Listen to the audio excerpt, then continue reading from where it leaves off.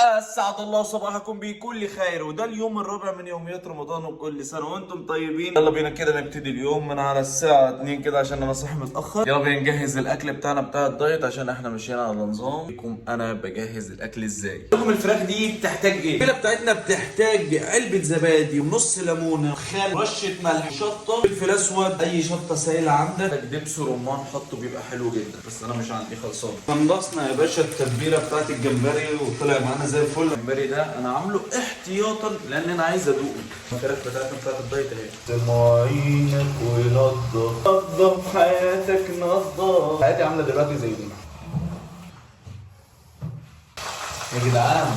صغير قوي صغير قوي، والتتبيله عارف اللي هو انا بنطلقها. اخيرا الجمبريه كبيره شويه. اللي يعرف طريقه للجمبري حلوه يقول لي. هتجيب فراير بتاعك، رص فراخك الجميله، ودينا رصيناها يا باشا. سمعكم صوت واحنا بنقطعات. اقفل اسمع الصوت ده يا باشا. 20 دقيقة تحس انها هتفرقع. طلع فراخك الجميلة، خدت نص سوا، قلب يا باشا الجهة التانية ورجعها تاني الفرن. كل سنه وانتم طيبين. المغرب طبعا عمال يأذن اهو، انا لسه نازل من البيت وما فطرتش، لسه اطلع اجيب تمر وميه. كل سنه وانتم طيبين. التمرين يا جدعان ونبتدي مع كابتن علي. هو اصلا كل سنه طيب. الحمد لله على السلامه. مين يابا؟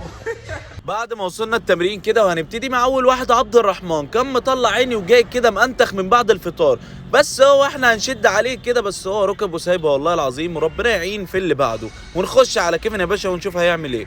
اطلع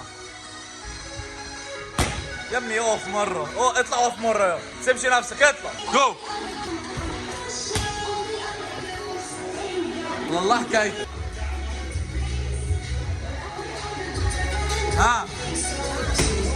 كام خش.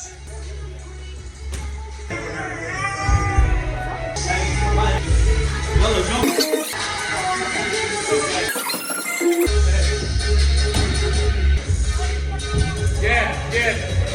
جامد اصلا. جو جامد. واحد اثنين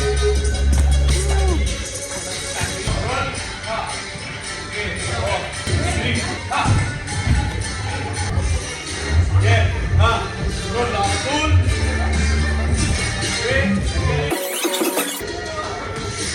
خش لي على الجمبريايه الصغيره دي. يلا يا حسن. جامد يا حسن، جامد يا حسن. ادي يا جامد. شد على طول. جامب. جامد. حلو قوي. زي اللي قلت لك عليها. لا يا لهوي. جامد جامد.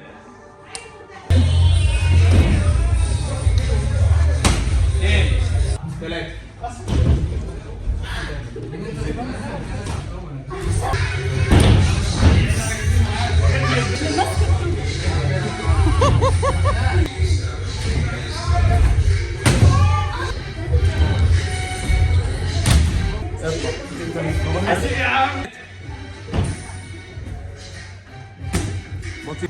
اديني يا كيفن. واحد اثنين ثلاثة.